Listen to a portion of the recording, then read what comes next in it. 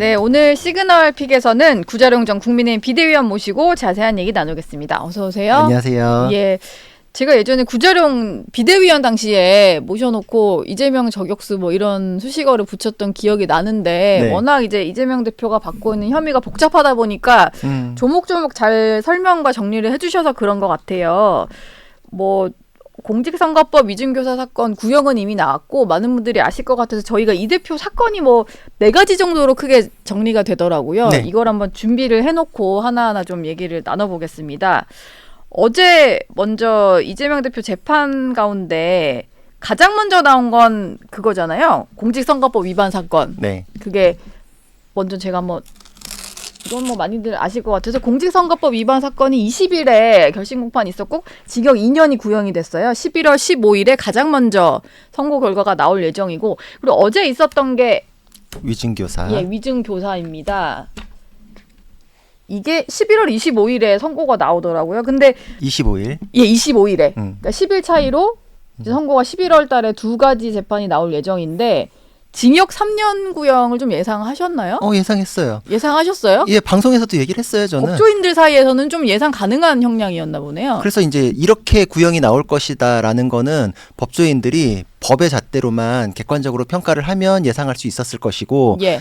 아마 정치적으로 민주당 쪽 법조인들은 잘 모르시는 것 같고 네. 예, 저는 그렇게 생각을 했거든요. 왜냐면은 모르는 걸까요? 모르고 싶은 걸까요? 거의 뭐 신앙에 예. 가까운 뭐 아버지에 대한 애끓는 효심 뭐 이 정도 아닌 다음에 이거를 모를 수 있을까 뭐 이런 생각을 했거든요. 네. 왜냐면 저도 예상을 했고 다른 분들도 예상해서 맞추신 분들 꽤 돼요. 네. 특히나 어제 구형은 많이들 예상하셔서 많이들 맞추신 걸로 알고 있거든요. 네. 그래서 저거를 모르면은 모르고 싶은 거다 이런 생각이 들었습니다. 모르고 싶은 거다. 네.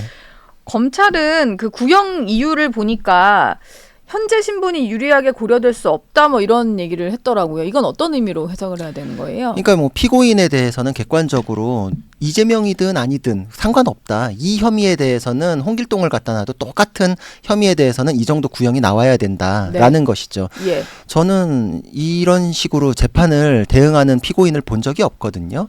이재명 대표가 어제 검찰을 향해서 조작수사다. 법정 안에서도 막 그러고 검찰 들을 막 맹비난하면서 손가락질도 하고 막 이랬다 그러더라고요. 네. 그런 모습을 본 적이 없어요. 피고인이 어떻게 법정에서 감히 그런 행동을 할 수 있을까라는 거는 어제는 이재명 대표 스스로도 멘탈 관리가 잘 안 된 것 같아요. 왜냐하면 들어갈 때 기자들이 굉장히 딱 핵심 찌르는 질문들을 했거든요. 네. 자꾸 조작이나 짜집기 얘기하시는데 어떤 부분이 짜집기입니까? 그랬더니 직접 들어보세요. 막 이렇게 기자들한테 화내는 장면도 찍혔는데 예. 이분이 이 정도로 지금 멘탈 관리가 안 될 정도로 위기감을 느끼는구나. 그거에 대해서는 법조인들이 대부분 위증교사는 굉장히 빼박이지 않느냐라는 평가를 하는 거랑 그거랑 괴를 같이 한다 이렇게 생각을 합니다. 네.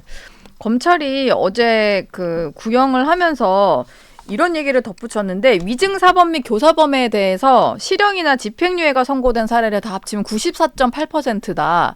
상당히 높다 뭐 이런 얘기인 것 같아요. 굳이 뭐 이런 표현을 덧붙이는 이유가 있습니까? 굉장히 엄벌에 처해야 되는 사건이다. 그러므로 정치적인 어떤 지위에 따라 가지고 이 사람에 대한 양형이 좌우돼서는 안 된다. 검찰 입장에서는 이게 이재명 대표가 제1야당 대표이자 유력 대선 주자인 게 선거에 영향을 미칠까 봐 그게 계속 신경이 쓰이나 보네요. 그렇죠. 왜냐하면 진행 과정에서 재판을 파행시키고 지연시킨 거에는 야당 대표 지위가 확실히 영향을 미쳤어요. 예. 그건 모두 다 알고 있잖아요. 네. 그러니까 법의 잣대로만 정말 그 법의 여신은 눈을 가리고 있잖아요. 그거대로만 하면 법과 양형 기준상으로는 이 정도 처벌, 이 정도 구형이 맞습니다라는 것이죠.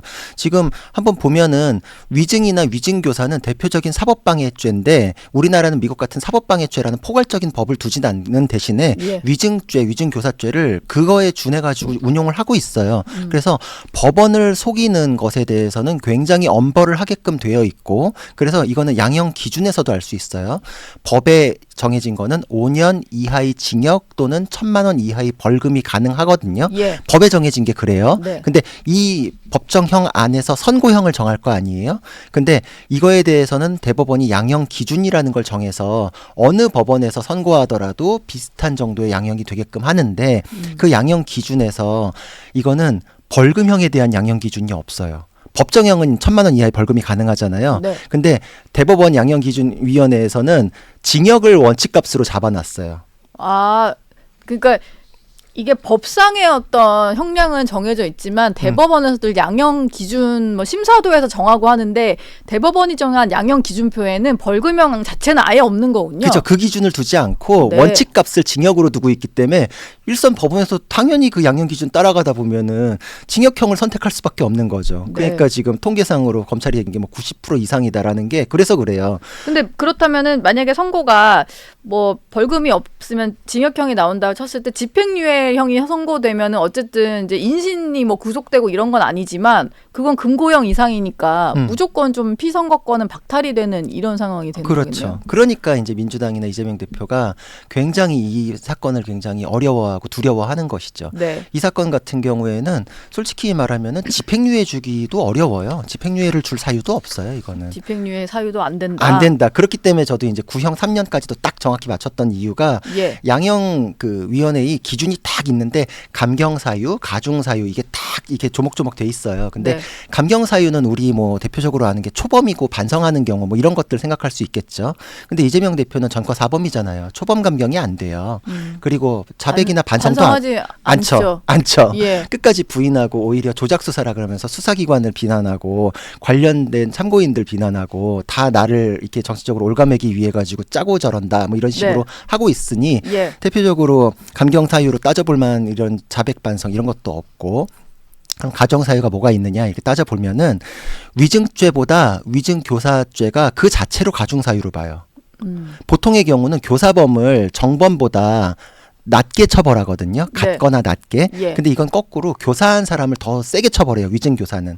왜냐하면 위증을 통해 가지고 얻어내는 이익은 위증을 교사한 사람한테 돌아가요. 아. 여기서 김진성 씨는 위증을 한 본범이잖아요. 예. 이 사람은 그 증인이라는 지위 자체가 이 사건에서 제3자란 뜻이에요. 그러니까 증인을 할 수 있겠죠. 네. 근데 이재명 대표는 그 사건, 그 재판의 당사자였잖아요. 이 위증으로 인해서 바로 결과를 입는 사람이 이재명 대표. 그렇죠. 예. 그러니까 법원을 속여가지고 얻는 이득이 누구한테 가는가?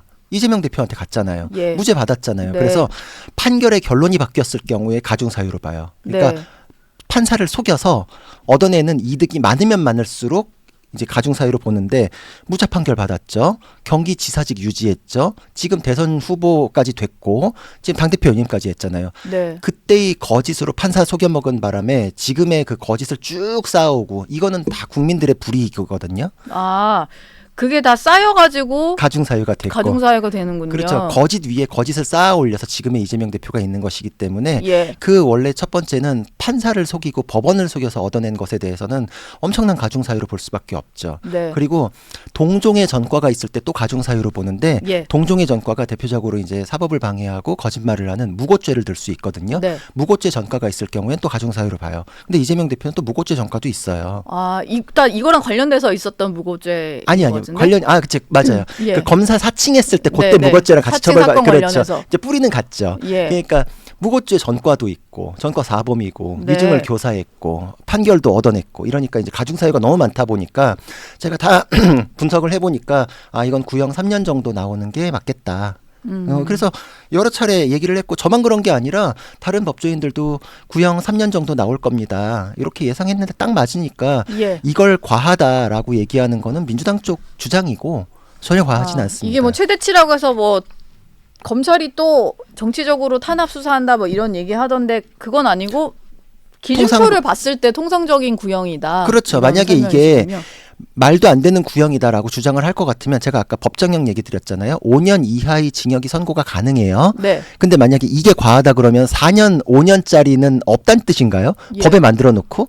그러게요. 그러니까 말이 네. 안 돼요. 예. 그러니까 그 안에서 5년까지 가능한 거에 대해서 3년 구형해 주세요라고 하고 그리고 보통 선고는 3년 구형 안에서 또 결정되거든요. 그렇죠. 그러니까 굉장히 이거는 국민들이 느끼는 그런 이 죄질에 비해서는 낮아요, 사실. 예. 그러면 지금까지 구형이 나와서 1심 선고가 다음 달로 잡힌 게 이 두 가지 사건이잖아요. 네. 민주당 입장에서는 조금 더 유죄 판결이 확실해 보이는 거는 위증 교사다. 이렇게 본인들도 조금 인지는 하고 있겠네요. 그러겠죠. 예. 제가 보기에도 네. 이거는 법조인이면은 사실 이거를 달리 평가하기가 굉장히 어렵거든요. 이재명 대표 본인도 법조인이니까 어. 내용은 좀 알고 있을 것 같고. 그렇죠. 놀랍게도 그분도 변호사 출신이거든요. 예. 그러니까 아니까 네. 처음에 통화할 때부터 그 뭐 사실대로 얘기해 달라는 거야라는 말을 12번을 계속 깔고서 갔던 게 네. 나중에 어떻게든 피하기 위해서 밑자락을 깔아 넣었던 거긴 하죠. 네. 이재명 대표가 재판 전에 검사 독재 국가, 예전에 총칼 든 군인이었고 이번에 검찰이 뭐 독재 국가를 만들고 있다 이런 주장을 했는데요. 그리고 검사 사칭 사건에 대해서는 여전히 좀 억울하다 뭐 이런 입장인 것 같아요. 근데 이런 것들이 재판부에는 좀 어떤 영향을 줄지가 궁금한데, 그러니까 뭐 아까 설명해 주셨지만 일단 본인의 죄를 인정하거나 반성하지는 않는 상황에서 계속 뭐 본인이 이건 다 유죄를 선고받은 사건임에도 불구하고 검사 사칭 사건에 대해서도 여전히 좀 인정하지 않는 모습이잖아요. 그러니까 전체적으로 정치적인 부분으로 사법을 뒤집어 엎으려 그러는 거다. 그 네. 법정에서 재판 안에서 법리와 논리 가지고서 반박이 안 되겠으니까 예. 이 사건을 법정 밖으로 끌고 가려는 것이다. 이런 생각이 들거든요. 네. 재판정에서 사실 뭐 그런 얘기할 이유도 없잖아요. 뭐 내가 이 나라의 적이냐 뭐 이런 얘기까지 할 이유가 없잖아요. 그렇죠. 적이- 김구, 조봉암 이런 분들까지 거론을 하면서. 그렇죠. 그분들을 어떻게 감히 입에 올립니까? 예. 그러니까 사실 이 나라의 적이라서 재판을 받는 게 아니라 중범죄 혐의자라서 재판받는 거거든요. 네. 자신의 범죄 혐의만 놓고 얘기하면 돼요. 음. 그러니까 정치적으로 자꾸 이제 얘기를 하고 프레임을 짜려 그러니까 검찰을 자꾸 악마화하고 이 사법부를 압박을 하려고 지금 이런 식의 발언을 하는 것인데, 사실 이거는 제가 보기에 재판에 대해서는 더 이상 논리 개발이 안 되니까 저러는구나 네. 라는 생각을 했죠. 예. 뻑하면 조작이다 짜집기다 그러는데 말이 안 돼요. 녹취록이 전체가 다 공개가 됐잖아요. 법정에는 그 전체가 다 증거로 들어가요. 네. 그러니까 이걸 짜집기를 할 수가 없어요. 아예 그러니까 뭐 이게 언론을 통해서 공개된 거는 뭐 10여 분 분량 정도였던 것 같고 검찰이 제출한 건 30분이 넘는 것 같더라고요. 맞아요. 30분이 예. 조금 넘는데 그 녹취 파일이 다 제공됐을 뿐만 아니라 그걸 법정에서 판사가 다 틀어보세요라고 해서 틀었잖아요. 네. 그게 무슨 뜻이냐면은 밖에서 자꾸 이 조작이네 짜집기네 하니까 그런지 아닌지 이제 이 자리에서 봅시다. 다 들어보자. 그래서 판사가 틀었잖아요. 예. 모든 사람이 그걸 다 들었잖아요. 그랬을 경우에는 짜깁기다라는 거에 대해서는 그 자리에서 그냥 끝난 거예요. 그 주장이. 하지만 그럼에도 불구하고 계속하는 것은 할 말이 그냥, 없어서. 예. 더 이상 할 말이 없어서. 더 이상 할 말이 없어서 그게 그렇죠. 먹히는 뭐 어떤 지지층은 있으니까 그쵸. 그런 걸 하겠지요. 사실 뭐 예. 법조인이나 우리 뭐 기자님이나 이런 분들처럼 막 세세하게 다 분석해 가면서 그거 듣고 평가하고 뭐 이렇게는 안 하잖아요. 예. 그러니까 사건을 오히려 짜깁기 해가지고 조각조각 내가지고 유리한 대로 쓰고 싶은 거는 민주당이랑 이재명 대표예요. 자꾸 유리한 부분, 지연 말단적인 부분만 끌고 와가지고 무죄 주장을 하시는데 전체 맥락을 보면은 오히려 위증교사가 더 명백하게 드러나거든요. 예. 이게 알겠습니다. 예. 법정에서 이제 뭐 제가 비유를 들자면은 예를 들어서 어떤 아이가 장애가 있는 아버지를 버리고 집을 나갔대요. 그러면 이런 페루나가 이러잖아요. 예. 근데 나중에 근데 걔가 사실은 심청이었대요. 이러면 사건이 완전히 다른 느낌이잖아요. 근데 이걸 예. 오히려 이재명 대표 쪽에서 다르게 지금 왜곡해서 쓰고 있어요. 네. 지지층 선동용으로 쓰고 있는데 예. 증거 관계는 명백하고 처음부터도 짜깁기가 불가능했던 게 처음에 증거를 수집하면은 원문 전체를 녹취록으로 만들어요. 글자로 텍스트로 쭉 만들고 네. 그 파일 전체를 CD에 담아서 같이 제출해요, 법원에. 네. 같이 제출한 거를 또 그리고 사건 시작할 때 변호사들이 열람 등사를 하잖아요. 그러면은 이재명 대표 쪽에서도 시작할 때 입수를 해요. 검찰이 제출한 자료를 본인들도 알 수 있잖아요. 그러니까 네. 사건 초반에 이게 양쪽이 똑같은 증거를 가지고서 싸워요. 네. 근데 지금까지도 짜깁기 조작이라고 얘기하는 거 보면은 좀 법조인들 사이에서는 저거는 정말 너무 터무니없다 이런 얘기 나올 수밖에 없죠. 변론의 어떤 논리 구조 만들기가 쉽지 않으니까 그러는 겁니까? 그렇죠. 왜냐면은 여기에 너무 강력한 증거들이 있는 게 일단 첫 번째로 본범인 김진성 씨가 자백을 해요. 네. 자백을 했죠. 자기가 위증을 했다 그러면서 처벌 받겠습니다. 선처해 주십시오. 이러고 있거든요. 자기가 범죄 혐의에 대해서 자백하면서 처벌 받겠다는 사람의 진술은 굉장한 신빙성이 있어요. 그리고 이 사람 혼자만 그러면 좀 의심스럽다 이렇게 민주당이 좀 얘기해 볼 수 있겠지만 거기에 딱 맞는 녹취가 있어요 또. 네. 그럴 경우에 김진성 씨가 이 법정에서는 이렇게 봐요. 내가 처벌받기를 감수하는 사람의 진술의 신빙성에 대해서는 이재명을 이제 모함할 이유가 있겠는가? 요걸 따져요. 모함할 이유가 없어요. 왜냐면 예. 이 사람은 옛날에는 김병량 시장의 수행비서였지만 그 이후에는 이재명 대표 쪽하고 가까워졌던 사람이라서 정진상, 김인섭 씨랑 소통했고 김인섭을 형님이라고 불렀으면서 그 옥바라지도 했던 사람이거든요. 네, 네. 그러니까 굉장히 가까운 사람인데 갑자기 이제 와서 모함할 이유가 뭐가 있겠어요. 음. 모함할 사람이다라고 했으면 이재명 대표가 전화해서 위증해달라고 하지도 않았겠죠. 네. 가까운 한 팀이라고 생각을 했던 거죠. 그리고 그렇겠네요. 네. 그리고 텔레그램으로 변론 요지서 보내줬잖아요. 네. 텔레그램 그 기록도 완전히 또 입수가 돼 있고, 그러니까 이거는 본범의 자백, 변론 요지서를 보낸 텔레그램 기록, 그리고 녹취록 이 세 가지가 있는데 위증 교사 사건에서는 이 정도로 증거가 수집된 사건 찾기도 어려울 겁니다. 아, 전례를 비춰봤을 때 그렇죠. 그렇군요. 나머지 두 개의 사건도 남아 있어서 이걸 좀 짚어볼까 하는데 대장동 사건 이거 사실 대선 때부터 계속 나왔던 건 대장동 사건이거든요. 네. 이게 보니까 밑에 뭐 여러 가지 많이 붙어 있는데 백현동 미래신도시 뭐 성남 FC 사건과 병합이 돼서 이게 좀 진행이 되고는 있어요. 근데 이거 대체 결심 공판은 언제 하는 거냐라는 생각을 많이들 하실 것 같아요. 아직도 수사를 하고 있나 이런 생각인데.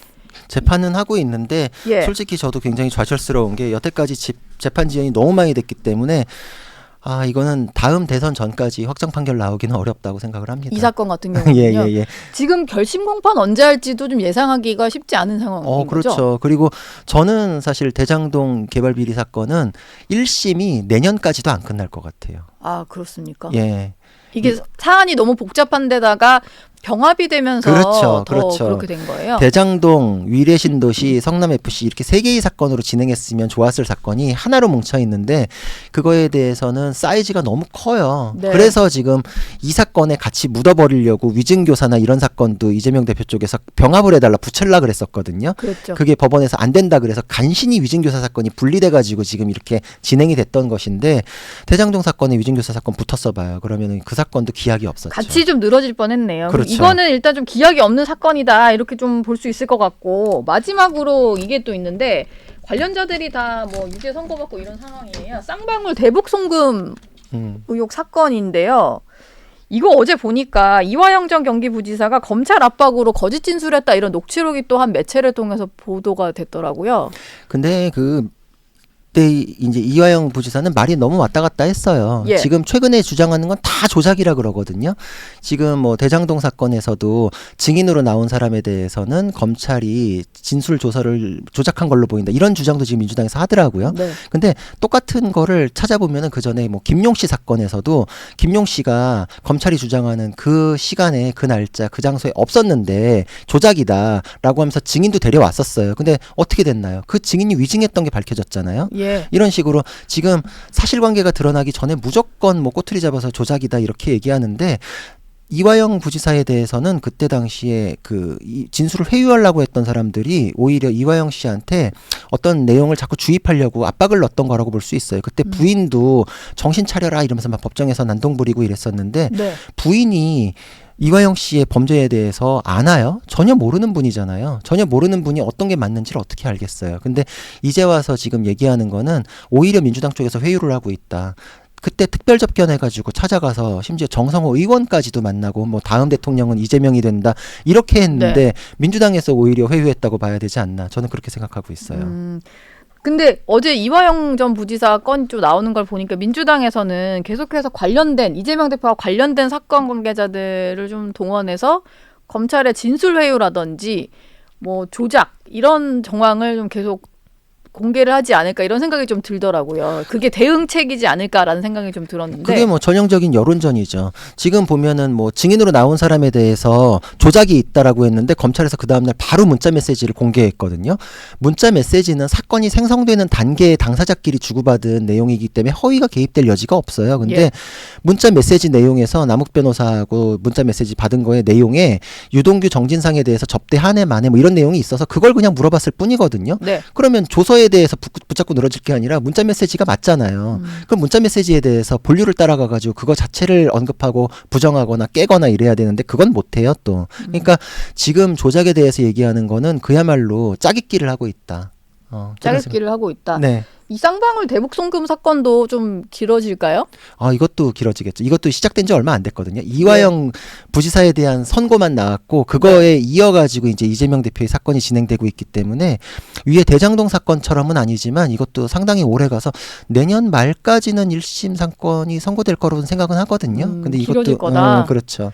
지금 그 조희대 대법원장이 했던 얘기가 있는데 공직선거법 사건, 이제 선거법 관련된 사건 얘기긴 합니다만 1심은 6개월 안에 2심은 3개월, 대법원까지 가는 건 3개월에서 이 633을 지켜라. 이게 좀 뭐 지령처럼 내려갔다고 합니다. 근데 공직선거법 위반 사건이 일단 너무 길게 끌었던 것 같은데요. 이게 일단 뭐 이 11월 15일에 선고가 난다고 하면 그 대법원장의 어떤 그 지시대로라면 6개월 안에는 대법원 확정 판결도 나와야 되는 거잖아요. 그렇죠. 그리고 그게 정상이고 대법원장께서 직접 그런 의견을 보이셨으면 적어도 대법원장이 대법원에서 판결할 땐 석 달 안에 하시겠죠. 그건 확실하죠. 예. 그리고 대법원장이 지시를 하면 법원행정처를 통해서 일선 법원에 이제 지시가 내려가는데 그게 사법행정의 완전 핵심 부서거든요. 거기에서 내려가면 거의 따라요. 그렇기 때문에 가능해요. 왜냐하면 2년 동안 재판을 해서 증인을 다 불렀거든요. 그럼 항소심에서는 똑같은 증인을 다시 불러주지는 않아요. 예. 정말 이 증인에 대해서는 꼭 다시 할 필요가 있습니다라고 하는 몇 명만 다시 부르기 때문에 네. 시간이 석 달이라고 해서 심리를 뭐 하기가 어렵거나 부족하거나 그러지 않아요. 절대. 오히려 2심까지 가는 과정에서 너무 필요 이상으로 했어요. 네. 필요 이상으로 한 것이 이제는 충분히 했기 때문에 더 받아줄 사유가 없습니다라고 배척될 이제 근거가 되겠죠. 예. 근데 그 633이 그 선거법에만 꼭 해당이 되나요? 다른 재판도 너무 늘어진다는 얘기가 있는데 영향 줄 수도 있는 걸까요? 근데 이제 신속한 재판에 대한 원칙을 세우시면서 공직선거법은 특히나 법에 규정이 있으니 더 따라라 이렇게 얘기하신 거라서 다른 재판에 대해서도 신속한 재판의 원칙상 신속하게 진행이 돼야 되는 게 맞고 대법원장께서 그 얘기를 하셨으니까 위증교사 사건도 이번에 1심이 나면 2, 3심도 굉장히 신속하게 진행될 거로 생각합니다. 예. 알겠습니다. 구재롱 변호사와는 오늘 여기까지 말씀 나누겠습니다. 고맙습니다. 감사합니다.